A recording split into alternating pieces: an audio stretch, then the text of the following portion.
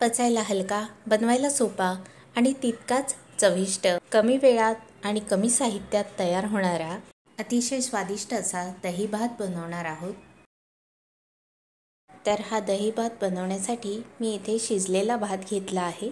हा एक वाडगा भरून भात घेतला आहे। हा भात थोडासा मऊसरच शिजवून घेतलेला आहे।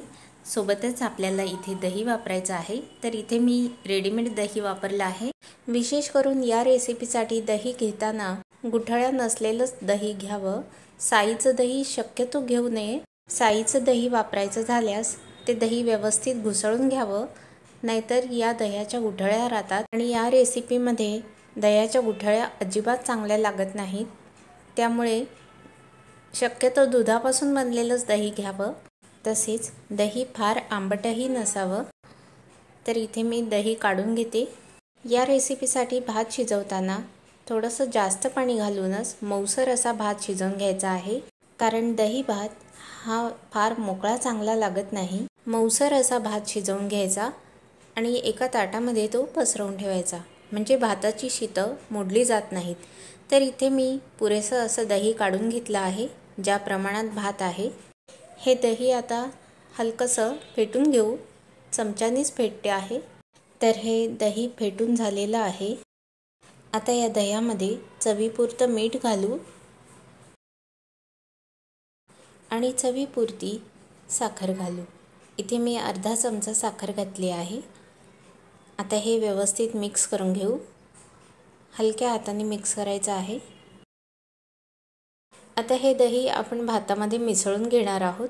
भात शिजवून घेतल्यानंतर मी तो ताटात पसरवून ठेवला होता, त्यामुळे तो आता पूर्णपणे गार झाला आहे। त्याची शीतं आता मोडण्याची भीती राहिलेली नाही। तर आता हलक्या हाताने आपण हे दही ह्या भातामध्ये व्यवस्थित मिसळून घेऊ।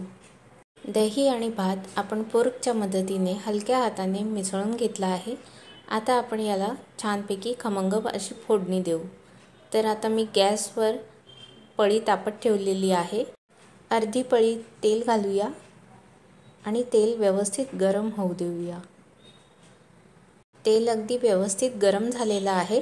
आता यात घालूया 2 टेबलस्पून मोहरी। मोहरी चांगली तडतडू द्यायची। आता मी गॅस बंद केला आहे। आता यात मी हिरव्या मिरचीचे तुकडे घातले आहेत। तिखट आपल्या आवडीप्रमाणे कमी जास्त करू शकता। 2 टेबलस्पून जिरं घातलं आणि भरपूर अशी कढीपत्त्याची पानं घातली। आता ही फोडणी आपल्याला व्यवस्थित अशी भातावर ओतून घ्यायची आहे। तर ही चरचरीत अशी फोडणी मी भातावर ओतून घेतली। आता फोर्कच्या मदतीने हळूहळू हलक्या हाताने हे भातामध्ये मिसळून घेते। फोडणी भातामध्ये व्यवस्थित मिसळून घेतली आहे।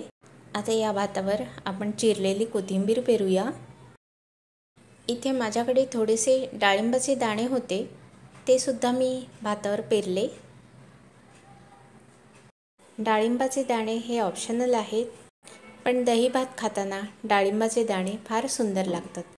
तर अशा प्रकारे हा दही भात तयार झालेला आहे। आपण पाहिलंच असेल की हा भात बनवण्यासाठी कुठल्याही प्रकारचे मसाले आवश्यक नाही। तसेच अतिशय झटपट अशी रेसिपी आहे आणि तितकीच रुचकर सुद्धा आहे। तर तुम्ही एकदा नक्की करून पहा, तुम्हाला नक्की आवडेल। रेसिपी कशी वाटली हे मला कमेंट करून जरूर कळवा।